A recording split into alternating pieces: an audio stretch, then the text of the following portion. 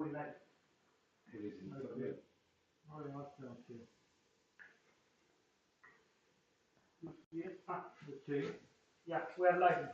Yes, thank you for the invitation. No problem. Alright, so yes, for the YouTube audience again, this will be about a SDR project that we are showing on at our local club. In particular, there we go. Alright, so yes, that's the team at our local club that's been working on it. Edwin, DC9OE, he's been doing essentially all the hardware design for this project. Markus and me, the other Markus, has been working on software. The other Markus mostly on the Windows side. I put some time to Linux, lately not too much, because university and then work kept me busy. Hope to do more again in the future. And Erwin, we usually call our marketing guy because he always comes up with new ideas that then take effort to implement. But yeah, so that's the team that's been working together for, at this point, 8 years, of which about 6 have been on the current Sdr Design. So yes, as I said, for 8 years we've been working on this. Initially, it was about as far from the current Sdr as you could imagine it. Our initial idea was to build a CW transceiver that was just single band, class E amplifier, so don't take too much power. I wasn't part of the project back then. I was part of the target audience of the project back then, because the idea was to make a soldering kit out of it and then have the youth at our club, so that includes Philip and me, to solder it and to build the old transceiver that way. There even is a working prototype of this that was built, but we didn't really continue with the project. Then the next one was, well, the C.A.R.S. Sure, it's more exciting than like simple analog stuff. And we went with what was initially thought to be the simplest possible concept. So you take an IQ mixer, then so you mix down your RF to audio frequencies, then put it into a sound card, and have a Raspberry Pi or similar device take care of all the signal processing and so on. That was also like roughly the time when I joined, mostly for I knew Linux, which is kind of useful for the Raspberry Pi. That did work kind of well. The IQ mixing part worked very well. The electronics that were built, what was way too problematic was the sound card, because it turns out that the requirements you have on a sound card when doing RF are way different than what you do for normal audio stuff. So the specs just didn't match. They were too noisy, oscillators were too unstable, and so on. So that's why this idea never really gained any fruition, because you didn't get the sound card to work as it should. And then the last thing that came about in 2016 was this device, back then just called Rectifier, nowadays called StemLab. And using that as the basis for a direct sampling SDR, similar to what Flex has been doing for many years, or most well known nowadays probably the IC7300 from Icon, that uses a direct sampling SDR architecture. So that's what we did here as well. Yes, alright, so what's the hardware that we all do? Here's a small overview, that's like most of the stuff, what we have here. It's the top two ones. Laser pointer thing works. Yes, it works. Alright, so those two are the RX filters we have. Then right below that giant board, we call it just the main board. It has most radio stuff on there. And then below here we have power distribution. Not on there. It's just, well, a small PCB that has all the wiring, because everything on there needs 12 volts or some other power supply to cut down the wiring. Then the StemLab, which is that thing on the that thing on the very bottom right. You can see the inputs and outputs it has. Under the heatsink is the CPU and then FPGA for the signal processing. Then optional stuff is sound card. That's on the very bottom left. Yeah, I'll come to it later why you need a dedicated sound card, or would prefer to have one. So it is optional. We recommend using one. And optionally a PC that you could also build into the device or you could also, of course, use an external one. So first up, the main board. As I said, it is like all the, or mostly analog circuitry, basically everything you need for radio. What does it all include? It involves a lot of stuff. There's a power amplifier that works 460 to 6 meters. My laser pointer, virtual laser pointer. There it is. All right, so yeah, there you can see the power amplifier under the heatsink, transformer next to it, and the low-pass filters, so you get reasonably clean signal out. There's a directional coupler with RF and DC outputs. Those are needed for SWR measurements. There are receive parts as well, 2 parts in there, both fully independent. So that means their own dedicated antenna switching, preamplifiers for 3 levels, and attenuator with 4 levels for each receive part, and all sorts of other connectors to put into filters for future transverter use, where we wouldn't need all the 20 watts. We just want to like tap our device rather directly. That's what we all put on there. So you see there's no shortage of SMA connectors going around this thing. The next board we have are the RX filters. Those aren't strictly necessary. You could run it without the filter. But if you want to use the preamplifier to get decent sensitivity, you will need it. The reason is that you sample the whole spectrum, and when you're at like 10 meters or 6 meters where you want to use a preamplifier, you turn it on, but amplifies the entire spectrum. So you get amplification on the broadcast stations on there, or on 80 meters where signals are pretty loud already, and that leads to overloading the AD converter. So what you want to do is filter out just the band you need, and then amplify it so you don't overload your radio. So that's why we built this. There's one filter for each band, 160 to 6 meters, and also a bypass if you have the hardware in there but want to monitor the whole spectrum, sort of monitoring or for listening to broadcast, shortwave broadcast stations, for example, you can use the bypass. One thing that was tricky was manufacturing this thing. So it took us a while. The first architecture that we had was very hard to tune to get the filters where we want them. This new architecture works pretty well if you use components with 1% tolerance. As you can see, there's a lots on there. So ease of manufacturing and taking that into account is very important when you build a filter like that, especially if you want to build more than just one for yourself. What's the outcome of this? It's a pretty sharp filter that you get on here. So this is the 20-meter filter on there. You see 20 meters, a few dBs of attenuation on there. But if you look at, for example, 50 meters, which would be at like 20 megahertz, just about here, you'd have like 60 dBs of attenuation, and similarly for 40 meters over there. So the upside of all those coils and being still like winding all those coils, being busy tuning this stuff, is you get very sharp filters that then very well serve the purpose, and also have good selection, like very far off in both directions, so you can use preamplifiers effective without overloading your radio. Then the heart of this entire thing is this device called StemLab. There you see it's slightly larger. Initially, it wasn't meant to be an SDR core. The original idea was starting from a Kickstarter project to have a measurement instrument with open source software on there. So there's an ARM CPU on there, there's an FPGA on there, then the fast input and output channels that you see on top.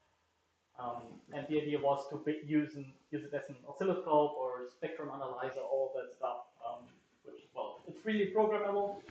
All the software was available, so that's what was initially built for. Then some Belgian guy came along called Pavel Lehmann. He's not a ham, he's a shortwave listener. I don't know if he ever actually listens to shortwave. Anyways, what he did was develop. Yes, there also is an SDR optimized version available, because since it was a measurement instrument, you had things like a high impedance input, so the inputs were 1 mega ohm, like you'd expect for an oscilloscope. So that was changed in the SDR optimized version. It also got a higher resolution and a sampling rate that is slightly more convenient for us to not convert. But either version works. You can do the original version with 14 bits. You can use the SDR version with 16 bits. So yeah, we got the SDR optimized version after talking a lot to the developers of that board, just a few years to convince them, but now it's there, and it does get us slightly better specs. Then lastly, the sound card, you can see it on there in large. The biggest purpose of this is to have low latency audio, so it's connected directly to the stem lab. The low latency audio is very useful for doing CW because when you go to PC and back, and PC itself isn't exactly a real-time system either, you get latency, and when you're doing CW, you can very, very quickly notice latency in the audio part. So that's why we put it in there, and that makes working CW a lot more easy. Lastly, outside, so you don't need to mess around with the switch in the device as well. You can just directly connect things to the PC. Then you have all those ports. So now you want to put it together. So we built an enclosure for it. Yes, there we go. So there's all sorts of connectors that you then put at the back. The front panel initially was very simple. It was just very few inputs, microphone, speaker, key, and well, an actual speaker on there as well. The idea was to connect an external PC or just external screens if you put the PC in there. Yes, so it was like the early flex radios. If you remember that you just had a box, had to put your PC next to it, then use it as a radio. And in there you could find everything you needed. So you could put in the main board, the power distribution board, the stem lab, sound card, the filters if you wanted them, the PC if you wanted them. So it takes a second. This is what it looks like in the back. As I said, lots of connectors. We have antenna inputs, then also inputs for the future transverters that we hope to build. There's inputs and outputs for the filters, so you could, for example, put other filters in the receive part as well. There's audio connectors, there's a connector for the power amplifier. Then the PC audio as well if you don't want to use the sound card, but still use the PC for audio. You have the USB connectors of the PC, HDMI, network, and of course a power connector as well.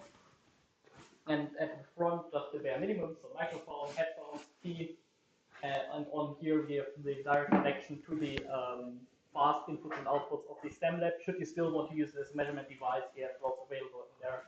And while our software isn't running, the main board just switches it to bypass, so you can access them directly. Looking at it from the side, you get this. So on the left, you have the bottom view. Looking from the left below, at the very bottom, you can see the power distribution board. So that's not completely connected. You can still see lots of connectors available in there that then will be hooked up to our things needing 12 volts. But what you can see in there is the stem lab as well as the PC. And I think we also, if we put the sound card somewhere in the bottom as well. I think it's actually below the stem lab. Since the sound card connected via cables on both sides. And there's the top view. This one has just one set of RX filters on there. You can see the main board below. The low pass filters again, power amplifier, whatnot. And then here on this one set of RX filters, you can put another set over here for your second receiver. Then, of course, people say they want a real radio. It's the same thing that people have been saying about Flex for years. You just have a black box, you still get to see. You just want a radio like all other radios. So we did that as well. That was using the same enclosure. This we wanted to do slightly different ones, but then decided simplify things. Have just one enclosure, and the only thing that needed changing is the front panel. So what did we put on there? We put on there a screen that's connected to the PC, normal HDMI connection. You could use a touch screen as well if you want to. And then also put in there an Arduino that is connected to all the buttons and the knobs on there, and then uses MIDI to interface to the PC. The reason for choosing MIDI is rather simple. It existed in the software already. The idea was to use DJ controllers connected to your PC as VFO nodes and similar. So even though we didn't use a DJ controller, we decided to just go with MIDI as well because it works pretty reliably. And then this is what it looks like, pretty much like a normal radio. Connectors on the left again. Now on this protector, maybe it's hard to see, but there are buttons over here on that side as well. 4 knobs on there, big VFO knob, and of course the raw stem lab connectors as well. It's all freely programmable, so there's no like fixed function set to any button or key on there. The VFO knob obviously only has one sensible use, but you could use it for volume control if you really wanted to. Since it's all just connected via software, it's very flexible with what you want to do.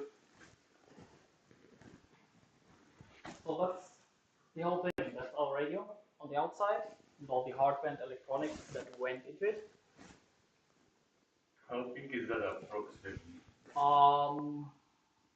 I think it's a 7-inch screen, so it's like, I don't know, size of like not quite FT2000. Normal radio size, let's say, like kind of just connected there. 35 centimeters or so wide. Pretty sensible size. So yes, how does this thing work on the inside? The technology that's behind there. 2 parts. Firstly, receiving, looking at just the radio part. See, like I'll split into like radio, if you will, part and PC part. For receiving, it starts with a very classic analog signal path. So it comes from the antenna. There's an RxTX switch. There's possibly antenna switches in front as well. Then you have preamplifiers, filters, or attenuators, similarly, just as you'd find in a normal analog radio. Then there's the stem lab that does the conversion to digital. Depending on which hardware variety, there are slight difference on there. The original one had 14-bit resolutions and 125 megasamples per second. There then was made available a cheaper version with just 10 bits resolution that was meant to be a cheap measurement device, not meant as an SDR, so it gets kind of low dynamic range, but it's cheaper. And then the SDR version has the 16 bits available and 122.88 megasamples per second. Does sound a bit odd at first, but you'll quickly see why the SDR version has that odd sampling rate. Since then, in the FPGA of the stem lab, there's mixing and downsampling, just very similar to what you'd find in an analog radio or using an IQ mixer and sound card approach, just all done digitally. And then output of that is a stream at 48, 96, 192, or 384 kilosamples per second, so like usual audio sampling rate. And that also is the reason for this very odd RF sampling rate. It's going down from 122.88 megasamples to one of those is just very few divisions by some power of 2 or similar. Where it's from 125 megasamples. It sounds like a nice number, but it doesn't actually convert that nicely out of there. What we gain from that is, well, slightly better filtering in the digital domain, maybe. And most importantly, you get a lot more space on the FPGA available. So for other ideas that we might have in the future, we have more FPGA space available since we don't need all those odd conversions in there. And then finally, after you get this stream of IQ data that comes out, that is then sent to the PC via Ethernet. On transmitting, it's very similar. You take a stream that is at a fixed 48 kilosample sampling rate. Since you don't usually need wideband TX, 48 is enough for all purposes. For receiving, you might of course like want to watch the whole band, like spectrum monitor, so that's why you need this high sampling rate. You don't need when transmitting. Because normally, like the most you need is, let's say, FM. You'd have like 15 kilohertz bandwidth that easily fits into 48 kilosamples. So that arrives from the PC to the stem lab. Then it's the exact opposite. There's digital mixing and upsampling this time, no more downsampling, and then analog conversion using the digital analog converters. I'm actually not quite sure which resolution and sampling rate all the ones have in there. I think the sampling rate is the same, but I think the SDR version might still have 40-bit TX resolution. It's enough. You don't need that much dynamic range transmitting. And then, after you've got your analog signal, it's all the same again, just like in an analog radio. You have your filter. So what we do is, if there are RX filters connected, we send the TX signal through there as well to clean it up from potential artifacts you might get from analog conversion. Then there's a power amplifier, low pass after the power amplifier, of course, to get rid of harmonics. There's a directional coupler for SWR measurement in there, RX TX switch, and back to the antenna. So at the end, it's just an analog signal power. Once again. So that was the radio part, let's say. Now what's going on at the PC? You have a few different choices of software to run on there. The original one, let's say, is a Power SDR. That was the very original software that Flex Radio wrote and used in the earlier radios. It was available as open source, so it was taken by the OpenHP SDR project and modified for their use. So that's what we initially used as well. The nice thing about Power SDR is that it comes with anything you could think of in terms of features. So you see there's no shortage of buttons around there. So that's mostly like normal radio stuff.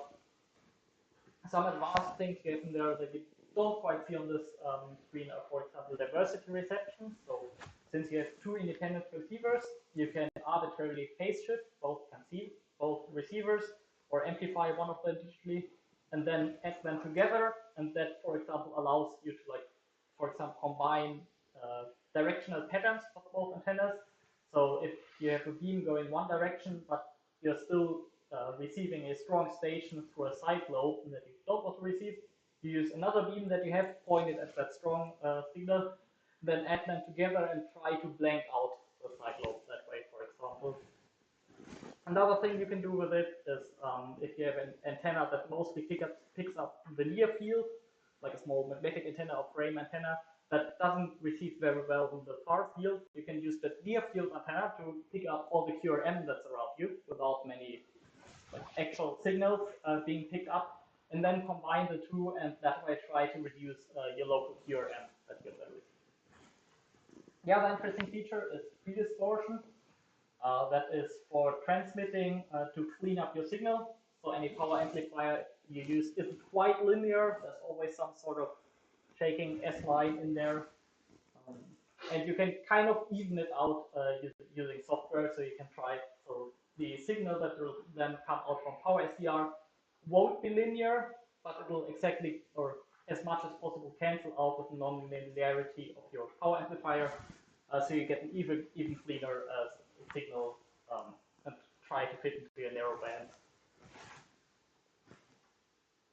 There, well, some modifications we did as well. So our hardware that we use differs slightly from what the OpenHP SDR project used. So for example, the OpenHP SDR project, I think only had one level of preamplification. So we made some changes for that, or to get all our switching to work as it should, we added some modifications in there.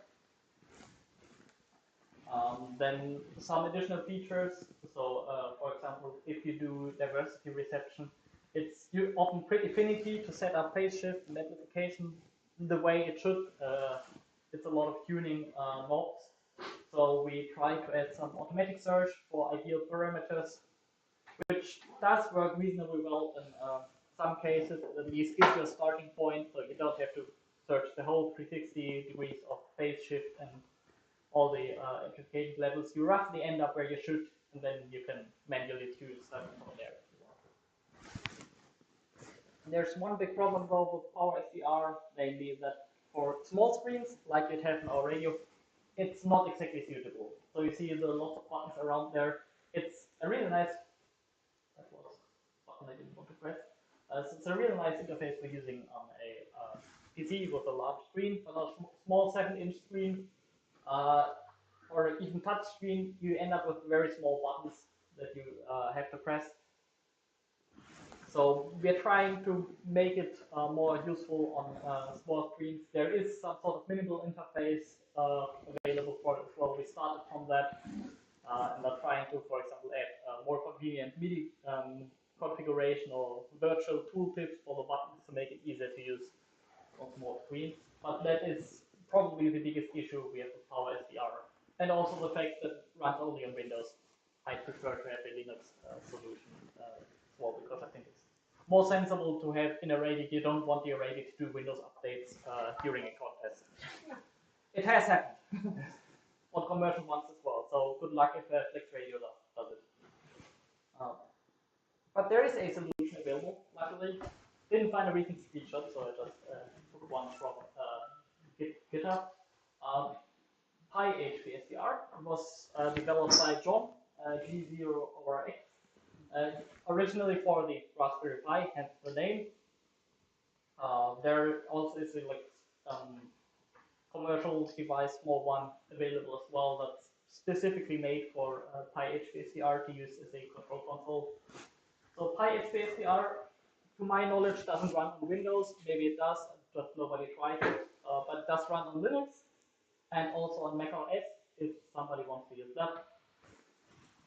In terms of features, it has caught up quite a bit to Power SDR. I think there are still some things missing, but it's doing a pretty good job catching up and getting all the features that Power SDR has. Now, what sets it apart is mostly that it's made for small screens. So you can imagine if this interface, you just have a few buttons down there and a few sliders that you could then map to knobs. It works really well on small screens. So the original device that it was made for only had like a 6 or 7 inch screen. And so that's why I find it very interesting to use for the radio with the built-in screen. Another nice thing is I didn't have to do much to get this to work with our hardware, because being an open source project, at least in terms of software, there was another guy, Christoph, Delta Lima 1, Yankee Charlie Fox, who isn't in our club, lives somewhere else in Germany. He's got some of our hardware, and what he has is some Mac OS device, iMac or MacBook or similar, and he wanted to make it work on there. So that's why it works on Mac OS in the first place. And since he has our hardware, he also started adding features specific to our hardware to Pi-HPSDR. So now it supports our hardware pretty well without me having to do anything, which I think is great. Then lastly, there's another one available, even though there isn't much to be said about it. LinHPSDR is very closely related from G0RX, shares a lot of the code. The difference mainly being that it's used meant for desktop use, so you no longer have this one window that's made for a small screen, but you have like several windows that you can arrange if you want, and also no longer just one row of buttons, but an actually large menu that you can reasonably use on a desktop. So that's what it's meant for, Linux and Mac OS. Once again, one interesting thing is that it supports a lot of concurrent receivers. So you could see it in the screenshot here. You have on Pi-HPSDR, you have transceiver A and B, like it has in most radios. You can do it similarly in Power SDR. With LinHPSDR, you can have one window for each receiver. So I said we only have 2 receive paths in our radio, but on the FPGA there are more than 2 receivers implemented in software. So if you put the band pass to bypass, you can have a lot of different receivers just connected to the same antenna and AD converter. And for example, use that for monitoring all the other bands. So you, for example, on a contest, be like on 20 meters, have receiver A on there and sending on there as well. And then put the other receivers on 10, 15, 40, and 80 meters, and just look at what's happening on the band. And you can do that very well with LinHPSDR, since you just can open more windows, and maybe have like a 4-screen setup with a band on each screen or something. So that's a very interesting use case you have LinHPSDR. I also have to admit I was very excited when LinHPSDR was initially released, but I haven't really followed its development. Being busy with a university and then work, I have no idea where it really stands in terms of features. I'll need to do some catching up on there. But when it got released, at least it worked. It had all the basics working. I don't know things like diversity reception or similar have been added. They all use the same underlying DSP library, so it would be possible. I just don't know if like the user interface and everything is there already. So that's like the third option we have for running on PC. Now with all that being, like that's our radio, that's what we have right now. We're not running out of ideas anytime soon. So we have some plans for what we want to do in the future, more things to add. Most importantly, two things. One being more power. As I said before, we have a 20 watts power amplifier. The idea was that 20 watts is enough to drive a transistor amplifier like Expert 1K3 or Electraft amplifiers or similar. They can all live very well with 20 watts of input and output as much power as you want to, essentially.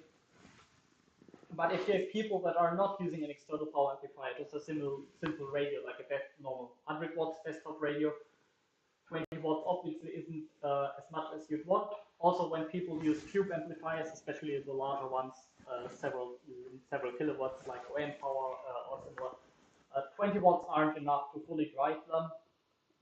So yeah, people wanted more power to drive their tube amplifiers. So one of our plans is to build our own amplifier for this purpose. The idea that we have is instead of building like a kilowatt amplifier, like many are commercially available, we want to use small modules, each of them about like 250 watts or 300 watts or so. Make those very simple, so just the bare basics. They're also obviously easier to cool because it's just 250 watts being dissipated. And then put a power combiner behind that to get like a kilowatt or so of output. And one of the reasons we did it not only for ease of cooling, but also to have some sort of redundancy, because if you work a contest, especially at larger stations, it's very common to have like one or two power amplifiers fail at a contest. I think Papa 3 Whiskey at WKX had 2 or 3 power amplifiers fail just in that contest. So the idea is that those modules work rather independently, so amplifier failures, they're kind of unavoidable, they always happen. But ideally, we want just 1 or 2 modules to fail in there, so your kilowatt amplifier would turn into a 750 watt amplifier, still pretty decent. And also we want those to be ideally hot pluggable, or at least be exchangeable very quickly.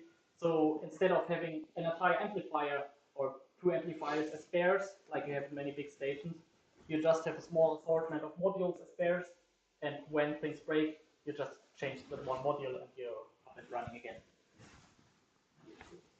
The other thing that people were missing was more power. That's now sorted, or will be sorted hopefully in the near future.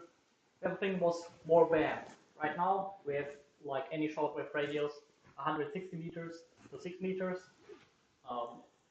You can also do a long wave band, 630 meters and 2.2 kilometers. I don't know if they're available in Cyprus. They are in Germany, at least, with special permits. You can use the radio on there as well. You do lose some output power. You can't have an amplifier with a range that far, so it's on like 5 watts or 10 watts on there. And you'd also need external low-pass filters, because obviously you're going to have all the harmonics of the amplifier coming out there, so you'll need some external low-pass as well. But that would be doable as well for people that really want to. We don't consider adding features specifically for that, since it's an extremely niche thing. You need giant antennas and everything. But people that want to play it can do it. But the upper limit being 6 meters, we want to have more. We want to have VHF, UHF, cover all that. 4 meters are pretty doable on there, and 2 meters as well, despite our limited sampling rate without too much hardware. So at the 125 megasamples, or the odd thing of the SDR version, people always say, oh, it's 125 megasamples, AD converter, you can't do more than 60 megahertz or so. You can, you'll just need a filter for your band. And that way, without using any mixing transversers or similar, you can do 4 meters and 2 meters as well. We've tried 70 centimeters. It's a bit too far up to reliably work, so you lose some dynamic range or deal with AD converters, artifacts, and all that.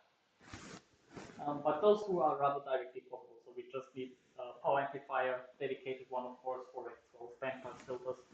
And we'd mostly be there, maybe some software support as well.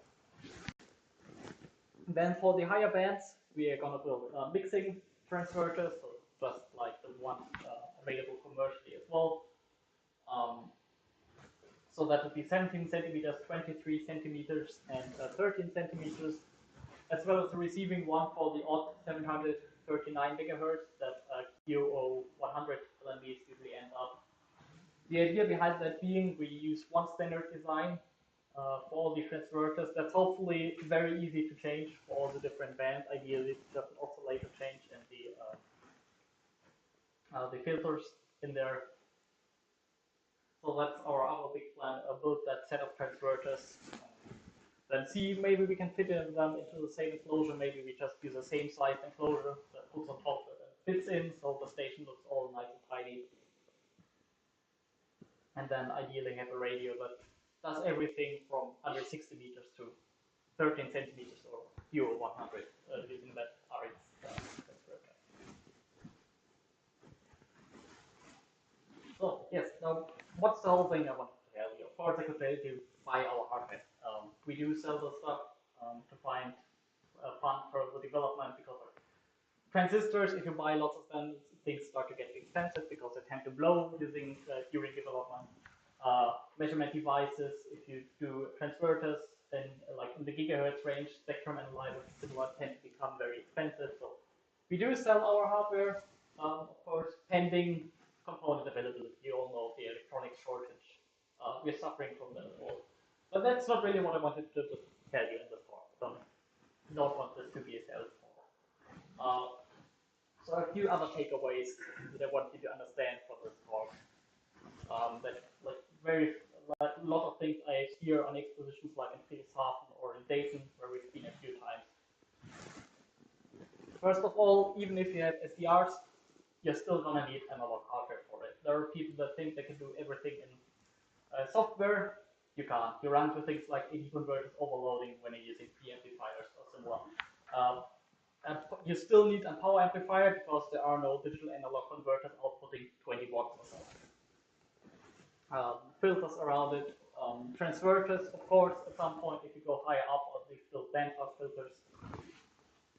So all the people that think like, oh, I have no idea how radios work anymore, I don't understand anything software, there's still analog hardware in there. You still need it, you still need people that understand it, you still need to build it or fix it, because analog hardware also can fail even in SDRs.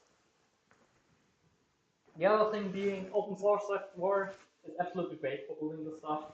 As I said, on the STEM lab, it was a shortwave listener, it wasn't even a ham that built the original software. We're still using it. We didn't have to bother with programming FPGAs or trying to figure out all the signal processing and similar. At this point, I think I mostly understand it after studying it for a few years, but initially we had like no clue how it works. Doesn't matter, the software is available, we take it, we make it work. You can easily copy software. It's not like hardware where you need to build it again. Software can easily be copied. And being open source, you can also modify it. That's why we could add our features to Power SDR.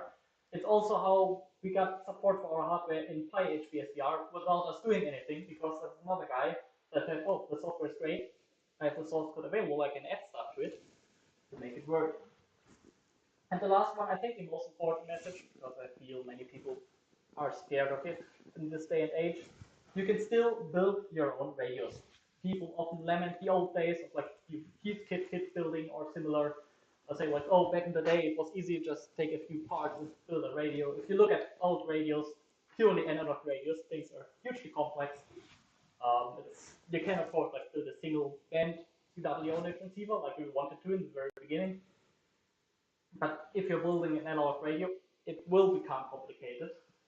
And I think with software, things actually became easier because you can copy the software just using for parts. You still need analog parts, but you need fewer parts. Build those, take the existing software, and you have a radio. And then take on things. If you understand more about software, add on to the software part. If you understand more about hardware, build some filters for it, or transverters, similar. And then I think the most important message, you can still build radios. That's why I subtitled it Homebrewing and Modern Receiver. It's what we did with a team of just 4 people. And I know other people are doing it as well. The OpenHP SDR project that initially started it. And that I think it's one of the most interesting things. You motivate people. Build your own radios, you can still do it. All right. If there's any questions available online as well, you can comment on the Teams or similar. I'm up for them. I'll also be here for I don't know how long, so any direct questions. The information is still up to date. Some is out there. It will take like a few technical articles about what we did. And as I said, we do sell things if we can get parts. I think right now we're only selling what we have in stock, because there's things like you can't get any capacitors ranging from like 1 to 10 microfarads, or I think it was 10 to 100 nanofarads. Like, they're all gone. If we can't buy them, we need to wait like 6 more months. So yes, if you want to buy a filter board, put it into another radio, build your own radio, take our filter board. You can do it, of course. We have those things available. If you want to take a look there, it also has some information on the radios as well. Yes, that's it. If we go further, I don't know, no, it doesn't go further because there's nothing there. So yeah, thanks for paying attention, and yeah, I'm available for any questions you may have. Yes. Very interesting one. Some quick question. Yes. You mentioned your transmit receive switches. Yes. Are those relay based or pin diodes? Currently we are still using relays. No QSK or? No QSK. The next revision will probably have pin diodes. We've been experimenting with them a bit. A big problem is cost. Pin diodes are rather expensive. You also need really high voltages on your board, so you need like a few hundred volts very quickly to have a reliable pin diode switching. It also turned out that relays, they work remarkably well. One piece of our hardware is down in Antarctica. If you've been watching Whisper, for example, WhisperNet, you'll see there's a DP0 GBN, the German research station in Antarctica, running Whisper beacon. That is using our hardware, and well, just part of it. They just took the main board and then built their own software for the Whisper part around it. And that does a switch every 2 minutes, and has been doing so for a year without issue. So relays, you can't do QSK with it. They have a limited lifetime, but they do last surprisingly long. Yes, we'll see if we can do pin diode switching in the future. Have more questions? Yeah, sure. You already mentioned that you solved the issue of overloading the direct sampling Yes. converter by adding attenuators in front. Filters. Filters, not yes.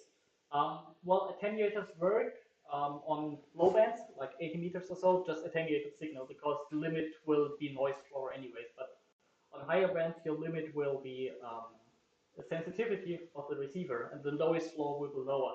So you'll need pre-amplifiers on there to not lose sensitivity, and that's where we put the filters in, and that reasonably well fixes the overloading issue. So in this respect, radio is actually better than the IC7300.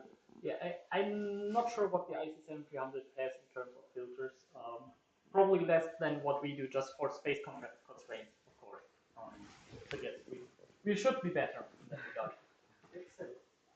I just thought it, don't make me laugh. No, the IC7300 is a great radio as far as I'm concerned. It costs like what, 900 or 1,000 radios. Yeah. The one you saw on there with like a factory. Yeah, price question. Price and space, because it's a small radio, we run out of space. There we go. So this entire thing, you get 2 sets of receivers in there, filters in there, cost like 4,000 to 5,000 euros. It is a price and space question. If we make it on the IC7300 size, like that size, you wouldn't have space for the filter. So IC7300 is a great radio, considering the price, of course. It wouldn't be a good radio if it was 5,000 euros, but for that price, it's a great radio.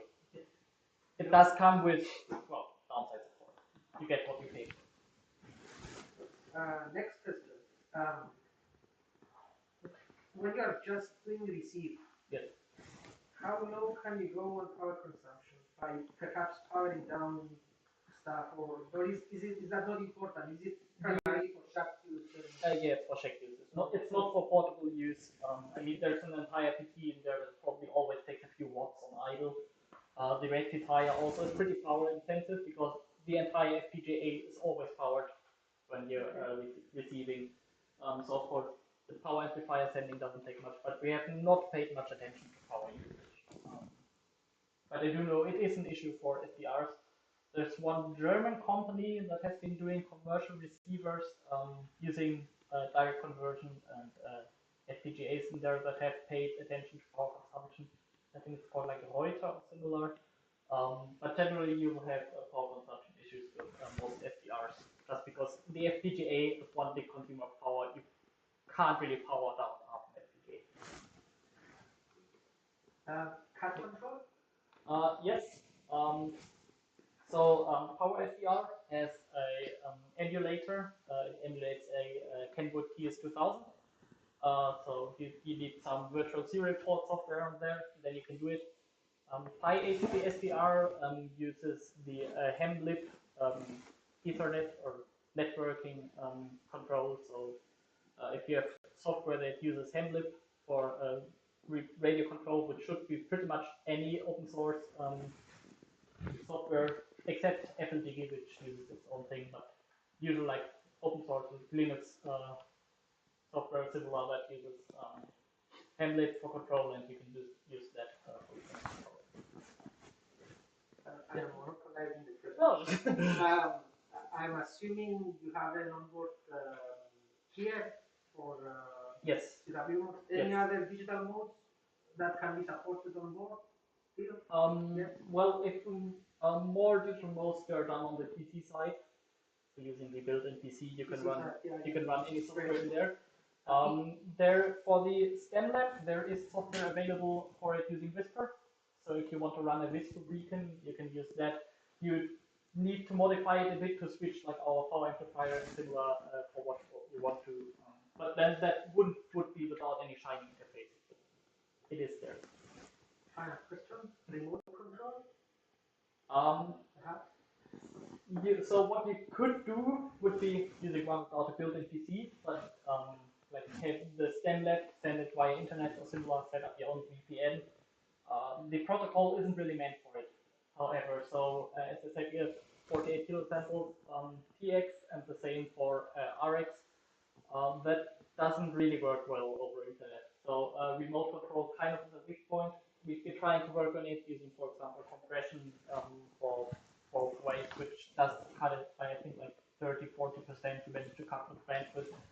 But I think it's effectively an order of magnitude still too large for proper remote control. Maybe run a WebSDR software. Yeah, I think what you want to do if you want to do proper remote control is have a software that does like the AF part still in the device, and then send over only the audio you actually hear, because then that can be compressed using Opus or similar voice codecs, and also like just transmit the waterfall that you see and don't just transmit the whole spectrum. So remote control kind of is a weak point. It is doable if you have a fast, reliable connection, but over long distances, so for example, having that in the US and then listening here,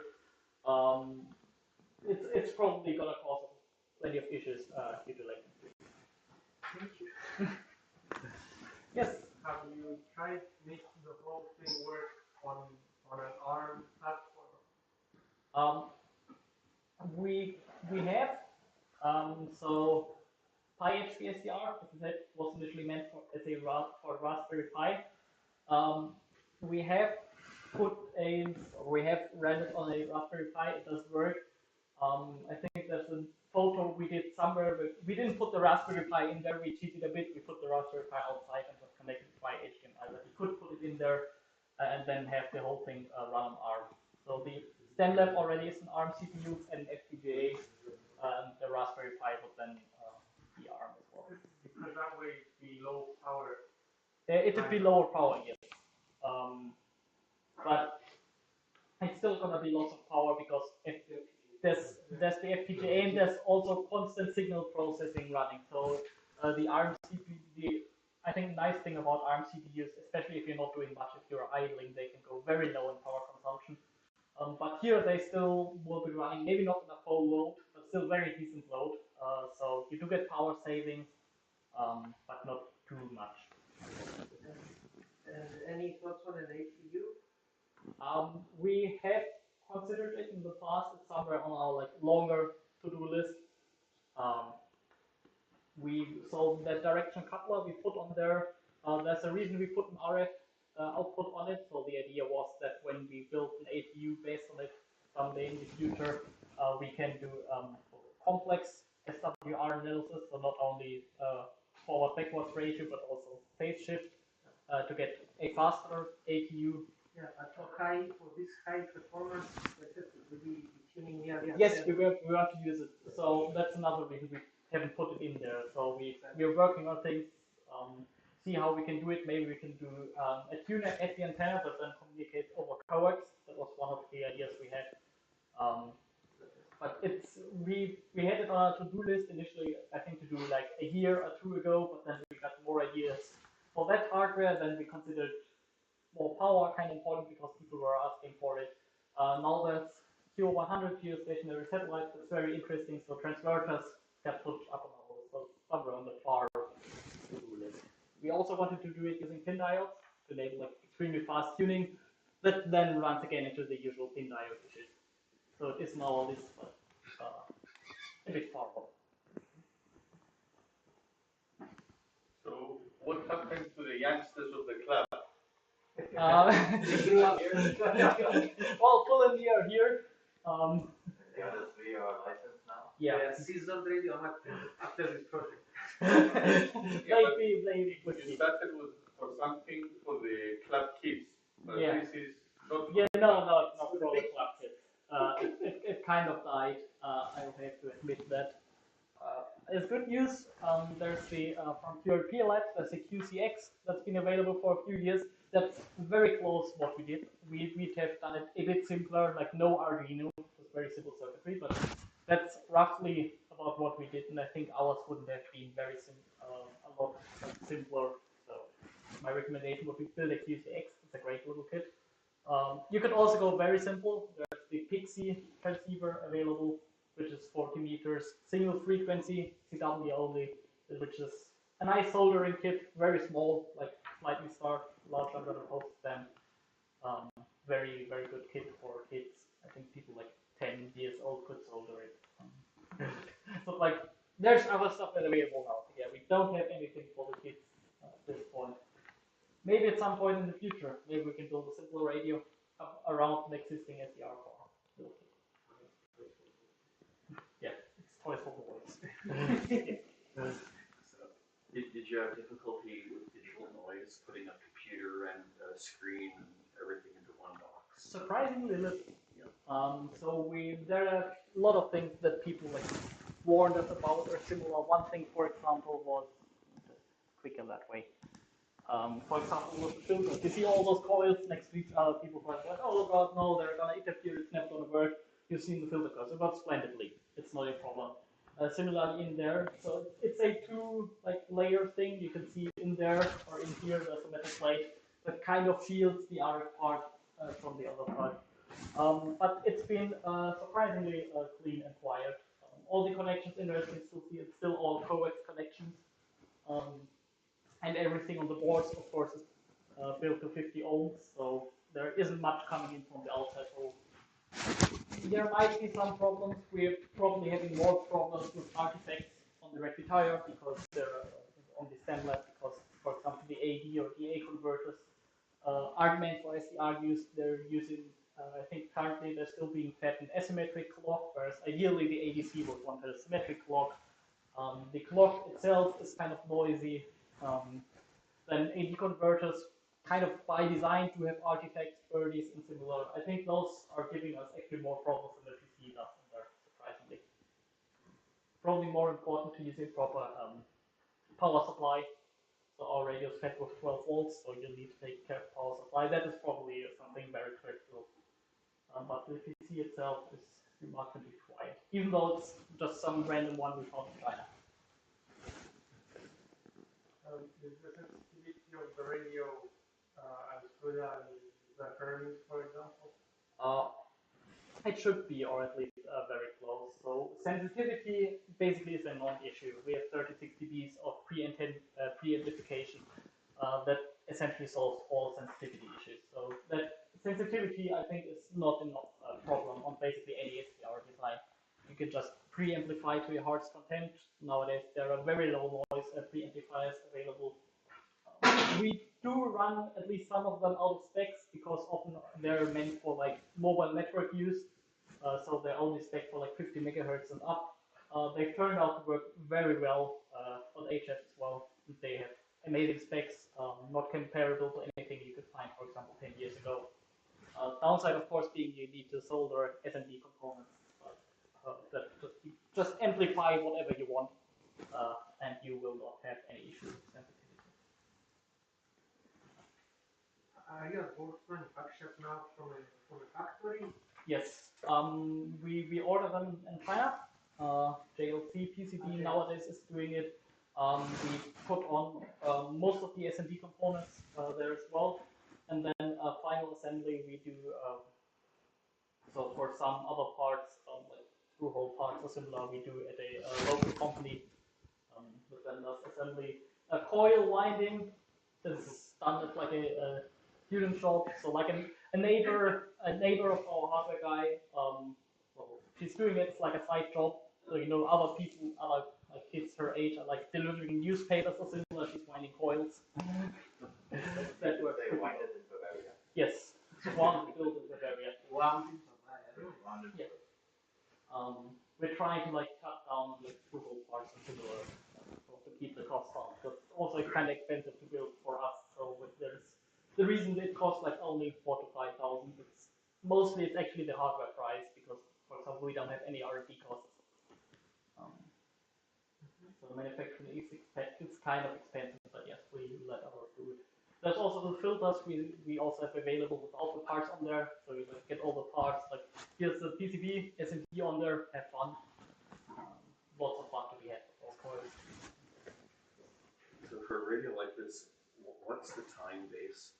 You know, what makes it sure that the frequency that reads on the dial is the actual frequency? Is there some critical component somewhere? No, it works pretty well. So that's a clock inside the stand-up that feeds it.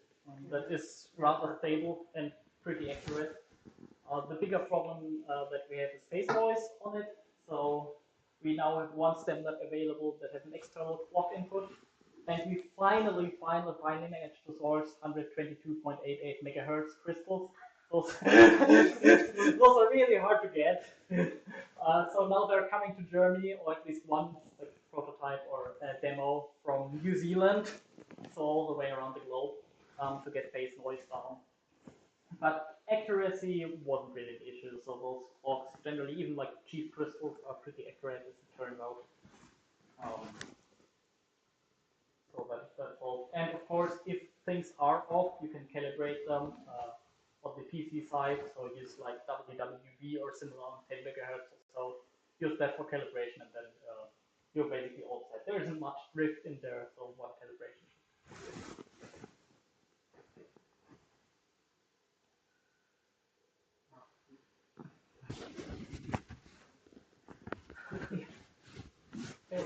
Anything coming from YouTube or similar? Actually, we had one question from YouTube, but it doesn't concern technical matters. It comes from Bernard Douglas. Oh. Okay. So, what is the average age of the audience in the classroom? So, I'm estimating around 48. Somewhere there. 45, around 45. Maybe we should take a snapshot of the audience. So I guess I could like take the camera or you take it. Give a snapshot of the audience to prove Prove our existence.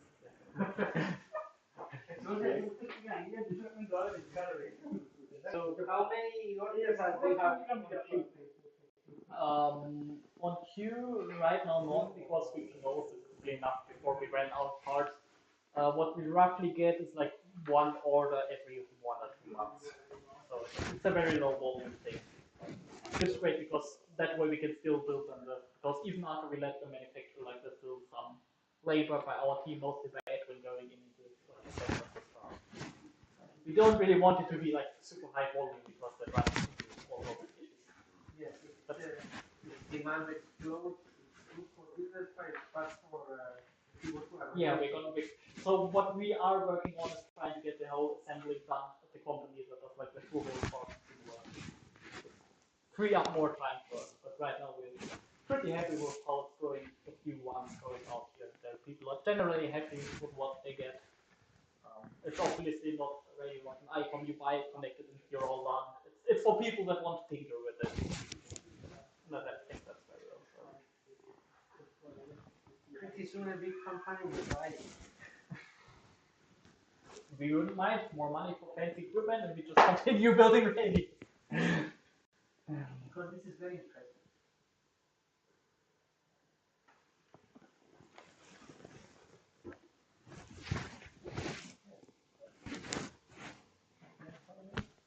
Great. Any other question? No. I think everyone's waiting for the food. You think there's something left for you? No. I've been paying attention to it.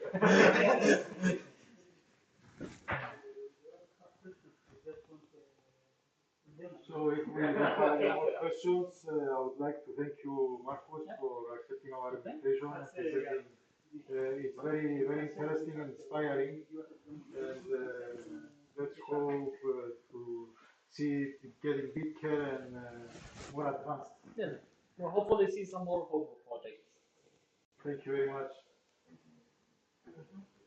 So I will end up the stream now. Yep.